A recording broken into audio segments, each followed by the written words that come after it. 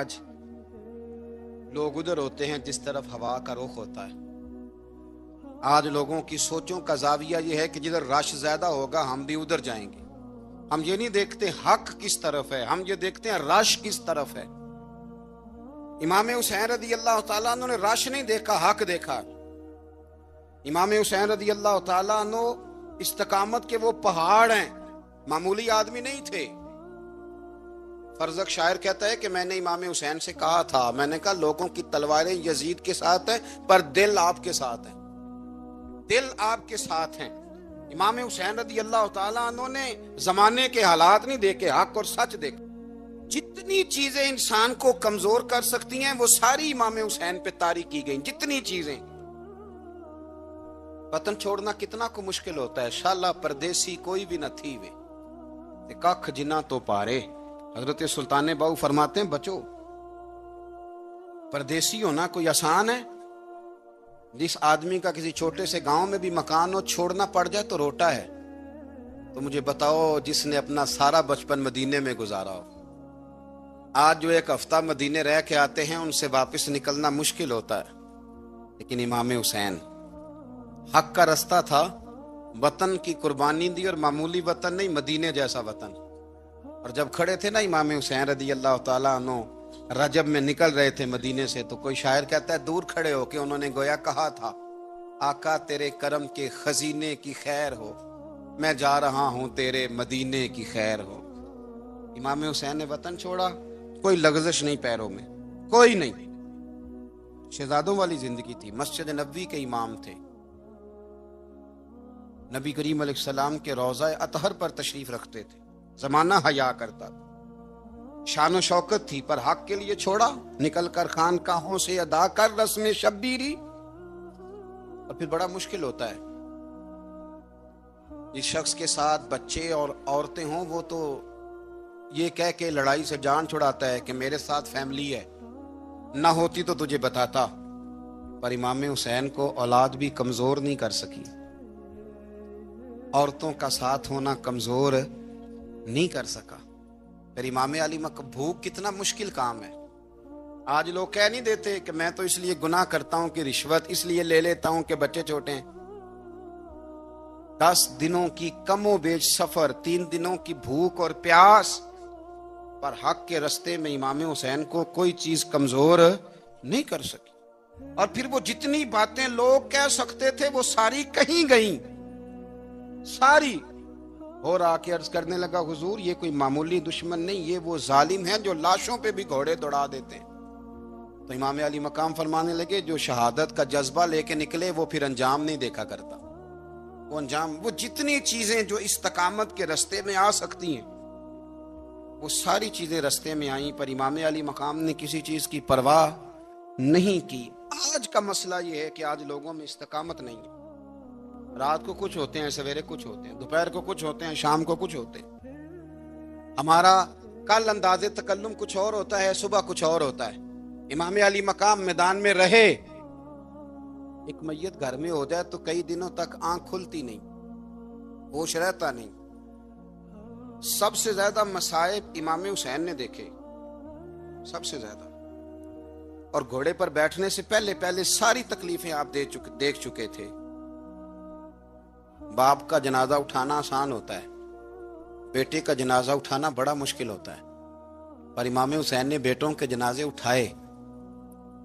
حضرت علی اصغر کی لاش کو امام حسین نے اپنے دستے مبارک سے دفن کیا, اور جناب علی اکبر کی میت کو جب آپ اٹھا کے لا رہے تھے تو سیدہ زینب فرماتی ہیں کہ مجھے یوں کبھی لگتا تھا حسین کا قد بڑا ہے اور کبھی لگتا تھا علی اکبر کا قد بڑا ہے. اور فرماتی ہیں کہ پھر حضرت قاسم بن حسن کو بھی وہ اٹھا کے لائے, اور جناب عباس کے وجود سے الگ ہونے والے بازو انہوں نے لا کے حضرت عباس کے وجود کے ساتھ بھی رکھے. انہوں نے یہ سارا منظر دیکھا. لیکن جب حسین ابن علی اپنی دفعہ گھوڑے پہ سوار ہوئے تو لگتا یہ تھا کہ ان سے زیادہ بہادر کوئی نہیں. ایک جملہ بھی یزیدی فوج کے سامنے امام حسین نے کمزور نہیں کہا, ایک جملہ بھی, ایک فکرہ بھی کچا نہیں بولا, کہیں بھی کوئی منت نہیں کی, کسی جگہ بھی ان کے پائے استقلال میں کوئی لغزش نہیں آئی. جب لوگوں کو پتہ چل جائے کہ اب سامنے موت ہی موت ہے، سوائے اس کے چارہ کچھ بھی نہیں، تو بہت ساری رخصت اور اجازت تو دین بھی دیتا ہے، پر امام حسین کسی جگہ کسی رخصت پر عمل کرتے نظر نہیں آتے، ڈٹ کے بات کی، ڈٹ کے، اور پھر جب میدان میں نکلے، اللہ اکبر، تو ابن سعد کہنے لگا کہ اگر دو دو کر کے ایک ایک کر کے جاؤ گے تو یہ 45,000 کا لشکر سارا حسین کاٹ ڈالے گا، یک بارگی حملہ کرو گے تو بات، اتنی استقامت، اتنا، آج تو لوگ ڈپریشن کے مریض ہیں، آج تو لوگ ٹینشن کے مریض ہیں، ہر دوسری بات میں لوگ کہتے ہیں وہ بڑا، پر کس بات سے؟ مطلب کیا آپ نے زندگی میں صرف جاب نہیں مل رہی، صرف بیماری آ گئی، صرف خرچہ نہیں گھر میں بڑا، کس بات کا ڈپریشن؟ امام حسین کی زندگی بتلاتی ہے وہ لوگ بھی کوئی دنیا میں کمال حاصل کر سکتے ہیں جو چھوٹی چھوٹی بات پہ روتے ہیں، مال بھی ہے، جوانی بھی ہے، گھر بھی ہے، مکان بھی ہے، بچے بھی ہیں، عزت بھی ہے، صرف پیسے نہیں، اور انسان ہے کہ آنکھیں نہیں کھل رہی، وہ سمجھتا ہے میں کسی کام کا ہی، فقط پیسے نہیں بس۔ او خدا کے بندو، امام علی مقام نے فرمایا سارا کچھ لٹا کے بھی جو میدان میں کھڑا رہے اسے حسین ابن علی کہا جاتا ہے، اسے حسین ابن علی کہا جاتا ہے۔ حسین ابن علی کی شان رفت کوئی کیا جانے، حسن جانے، علی جانے، نبی جانے، خدا جانے، کون جانے امام علی مقام کا معیار؟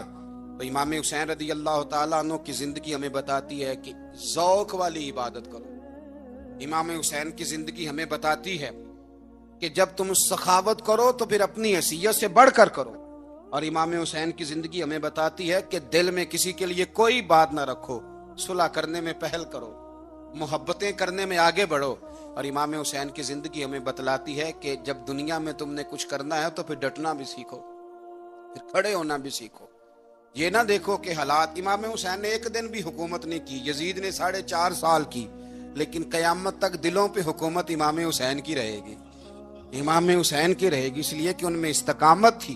امام حسین کے ساتھ اس وقت 72 لوگ تھے، لیکن آج کائنات کا ذرہ ذرہ امام حسین کے ساتھ ہے۔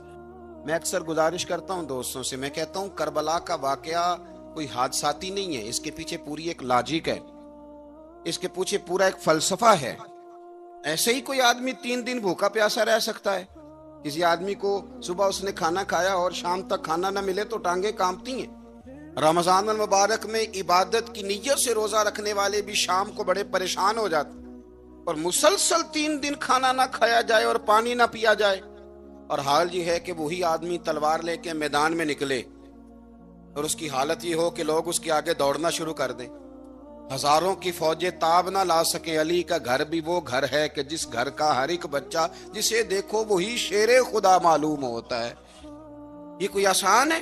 اس کے پیچھے پوری ایک اس کے پیچھے فلسفہ ہے۔ امام راضی کی تفسیر کبیر دیکھیے گا، امام راضی کہتے ہیں کہ سیدہ فاطمہ الزہرا رضی اللہ تعالی عنہ کے دونوں شہزادے حسنین کریمین بیمار ہو گئے، تو سیدہ نے منت مانگی کہ بچوں کو شفا ہوگی تو 3 روزے رکھوں گی، شفا ہو گئی، روزے بھی رکھ لیے، اور جب مولا علی شیر خدا روزہ رکھنے کے لیے بیدار ہوئے، سیدہ فاطمہ الزہرا بیدار ہوئی، تو امام حسن اور حسین بھی اٹھ گئے، 7-8 سال کی عمر، اماں جی ہم نے بھی رکھنا ہے۔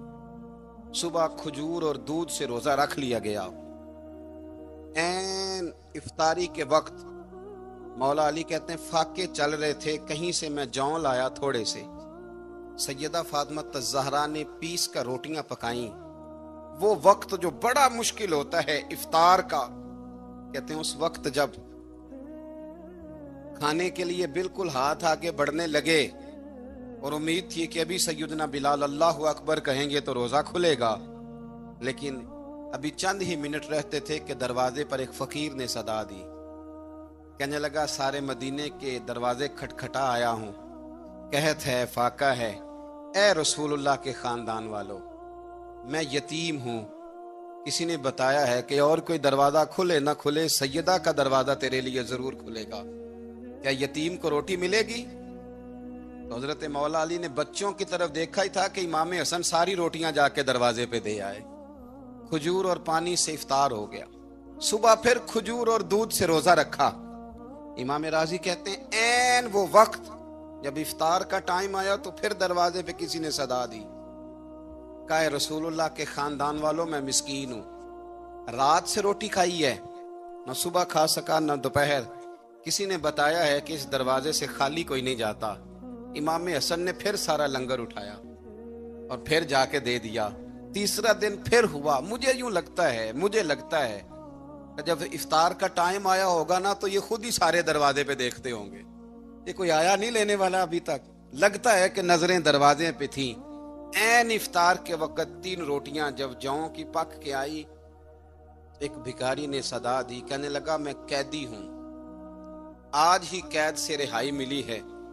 پہلے دن کسی کے دروازے پہ صدا ملی ہے، دی ہے روٹی ملے گی. امام حسن وہ کھانا دے کے واپس لوٹے. کھجور اور پانی سے افطار ہوا اور جیسے ہی مسجد نبوی میں تینوں باپ بیٹا نماز پڑھنے گئے تو مولا علی کہتے مجھے بتانا نہیں پڑا. رسول کریم نے میری طرف دیکھ کے فرمایا علی تیرا، فاطمہ کا، حسن اور حسین کا 3 دن والا عمل خدا کو بھی بڑا پسند آیا ہے اور محمد مصطفیٰ کو بھی بڑا پسند آیا، بڑا پسندیدہ عمل. میں کہتا ہوں کہ حضرت فاطمہ نے نا ان کی تربیت پہلے ہی کر دی تھی، 3 دن بغیر افطار کے روزہ رکھنے کی. وہ ٹریننگ گھر سے ہو چکی تھی. اب میدان کربلا میں 3 دن بھوکا پیاسا رہنا ان کے لیے مشکل نہیں تھا. وہ تو ان بچوں کے لیے مشکل ہوتا ہے جو کھانا دیر سے پکنے سے برتن توڑنے شروع کر دیتے. وہ بچے بلیک میل ہوتے ہیں جن کو ایک وقت ان کے پسند کا کھانا نہ ملے تو وہ گھر میں جو ہے وہ ادھم شروع کر دیتے ہیں. جن کی ماں نے عادت ڈالی ہو کہ بیٹا 3 دن بھوکے پیاسا رہنا ہوا تو رہ لینا لیکن کسی بھی باطل کے ساتھ کمپرومائز نہ کرنا، ان کے لیے اتنا مشکل نہیں تھا. ان کی تربیت ہوئی، ان کی ٹریننگ ہوئی، پھر اللہ نے ان کی سیرت میں رنگ بھرے، ان کے کردار میں حسن آیا، وقار آیا. حضرت امیر معاویہ رضی اللہ تعالیٰ عنہ نے ایک شخص کو بھیجا مدینہ منورہ شام سے، تو اس نے کہا میں نے امام حسین سے ملنا ہے، تعارف کیا ہے؟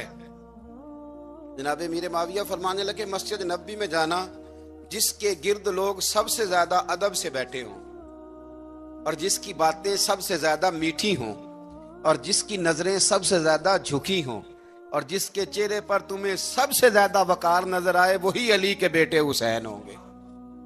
جو سب سے زیادہ تمہیں وہاں ماحول کے اندر جو شخص نظر آئے، پوچھنے کی ضرورت نہیں پڑے گی. تو شخص کہتا میں مدینے آیا تو میں نے واقعی ایک شخص کو دیکھا، شہد کے گرد مکھیوں کا اتنا ہجوم نہیں ہوتا جتنا امام حسین کے گرد رسول اللہ کے غلاموں کا ہجوم تھا، لیکن نظریں جھکی ہوئی، باتیں میٹھی، لہجہ گداز، لفظوں میں رانائی. اور لوگ کئی باتیں پوچھتے تو علی کے صاحبزادے ایک کا جملہ بولتے تو لگتا یہ کہ وہ جملہ سیدھا دل میں اترتا چلا جاتا ہے. امام علی مقام کے کردار میں نا کچھ باتیں بڑی زیادہ تھیں، بہت زیادہ تھیں، بڑا حسن تھا. ایک بات تو یہ تھی امام حسین رضی اللہ تعالیٰ عنہ کا علم و فضل بڑا کمال کا تھا. ایک دفعہ صحابہ میں مسئلہ بن گیا کہ بچہ پیدا ہوتا ہے تو اس کا وظیفہ کیسے لگانا ہے. امام حسین کا علم و فضل بتا رہا ہوں، علم و فضل